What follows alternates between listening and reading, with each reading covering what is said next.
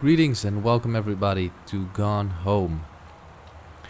Now, my first idea was that I would do a playthrough of the game. Now, the moment I started it and wanted to test it to see if the audio worked correctly and the video, I couldn't stop playing the game. So I finished it. Took me about maybe 1 to 2, maybe 3 hours. I don't know. Wasn't paying attention to the time. So I thought, I'll do it again, start over, but I'll do a impression video of what I think about the game. So here it is. Gone Home. Now what is Gone Home? That's what you'll ask. Or what is it about? Well, I'm going to start with what is Gone Home. Gone Home is a game similar to, let's say, Dear Esther. But this is the good version of Dear Esther. The interesting version of Dear Esther. Dear Esther where you do not walk around for an hour and then jump off a cliff and die. Oops, I spoiled it. Sorry. It wasn't that interesting anyway. So, what is this game about? This game is about a girl. As you can see here, her name is Caitlin Greenbrier, if I pronounce that correctly. And she comes home after a what was it? Vacation, study? I don't know. Exchange? I don't know. She comes home and she finds this letter on the door. As you can see here. Katie, I'm sorry I can't be there to see you, but it is impossible. Please, do not wow, go digging around trying to find where I am. I do not want anyone to know. We'll see each other again someday. Don't be worried. I love you, Sam. Now she comes home thinking, well, everybody's here to greet me. But no, she comes home to an empty house. So let's enter it. Okay, close the door and we'll turn on a light. She comes home to an empty house. Now what do you do when you come home to an empty house? You start searching. Or snooping around, as I say. And this is where the strength of the game lies. It's all about the story. There's a story to be told. Multiple stories, sorry. It's one of Sam, the one that posted the letter on the door here. That's your sister. And you have two more stories about the mom and the dad. The story of Sam, the sister, is about her growing up, her life. The story about the mom and the dad are, well, I can't tell too much about it because then it will ruin the fun for you guys. Now we are here in this beautiful big house, and the moment you start walking around here and exploring and searching stuff, because that's the main objective from the game, you have to search for everything and look for clues like read invoice. No. Well, this says a description of shipment contains boxes, master bed. This assumes it's about moving. I think. I don't know. But that's the things that Dear Katie, so much has changed, even just since you've been away. We moved into this house. I'm at a new school, and my big sister being gone for a year doesn't make it any easier. It doesn't feel real. But I'm not gonna let it faze me. I used to tell you everything, and if I can't do it in person, because you're off gallivanting around who knows where, I'll tell it to this journal. Just like I was talking to you. Okay, well, that's something I wanted to say for later, but I forgot that this also uh, pops up her voice. That voice that you heard was Sam. Sam tells the story throughout her voice. The rest of the two stories of the mom and the dad are stories that are found through letters, notes, emails. No, not emails, sorry. But all sorts of stuff like that.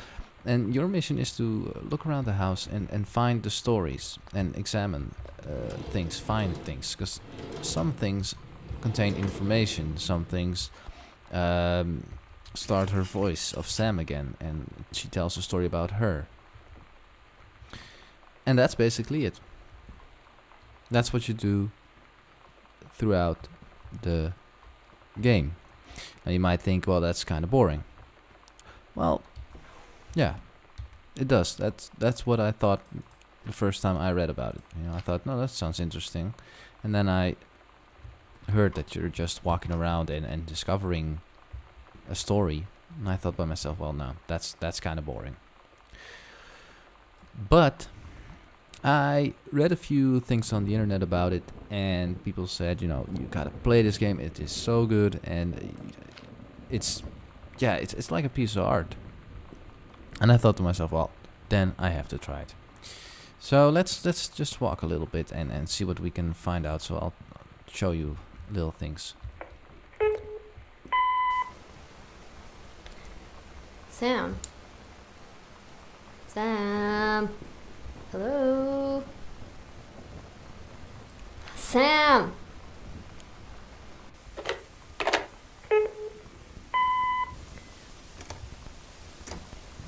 Sam, where are you? Really? I need to talk to you. Please be there. Now, the first time that I listened to this voicemail, I got chills all over my spine. And later on in the game, you will find out who that was. But then you have to play through the whole house. And it's so interesting. Look, I'll open this door. Now, the first time I was here, I thought, oh god, this is a horror game. But it turns out it's not. And I had that feeling throughout the whole game, that I thought, you know, this is a horror game. Because, you know, you're all alone here in this big, scary, empty house, and there's no one here. You get these dark areas. Rain outside, thunder outside. This gotta be a horror game. But it isn't. It isn't. It's a beautiful game that tells a three, but in particular, one very good story. And you have to find it yourself. But the difference between this and Dear Esther is, because Dear Esther was also kind of like this. For one, the story is interesting. And like I said before, it's not a game where you walk through a Pisa Island or whatever that was, and at the end you're like, okay, where are the? I'm never gonna get those 2 hours back of my life, because that was utterly boring and it didn't conclude to anything. And this does. This is so interesting. This is a phenomenal piece of work. Now, if I grab this note, then more information will be revealed, and the voice of Sam will pop up, and so I won't do that. It's just a little hint from me. Let's just walk on, and I'll show you a little more. A little more, of course. So throughout the game, you have these, like I just said, sort of activation points for Sam pop. So this is also another one. And you have things like here. Not sure if that pops up a voice, but throughout the game you get these interesting stories told. And yeah, all I can say is play the game yourself. You'll be amazed of how good it is. And how scary it sometimes can be. Even though there's nothing, there's no horror, nothing. But every corner that I turn, like so. I think I see something in my eyesight, but it's just a table. And it scares me. I'm easily scared, I'll tell you that. I don't like horror games. Like this room. It's without any light, it's really scary. Now you can also... Look, I'll play the record. You have nice music. And that's throughout the game. There's a lot of records, by the way. As I see now. But yeah. Oh, God, that scared me. Loud noise. Sorry. I have to say, once I finished playing it, and it was done, and I was at the end, I thought by myself, wow. Wow. And I thought that, I think maybe for a week, this game was in my head. So that's why I wanted to make an impression out of it. If you ask me, I think this is one of the best games that came out in 2013. It came out in August, if I'm correct. Don't know for sure, but I missed it. But here it is. So, if you want my advice, and you want a great story to be told within a great and beautiful environment, with lots of secrets to discover, I'll tell you that, there's a lot of secrets in this house. You'll not be disappointed. Is that a correct sentence? I don't know. Anyway, you will not be disappointed if you buy this game and play it, because it's really, really good.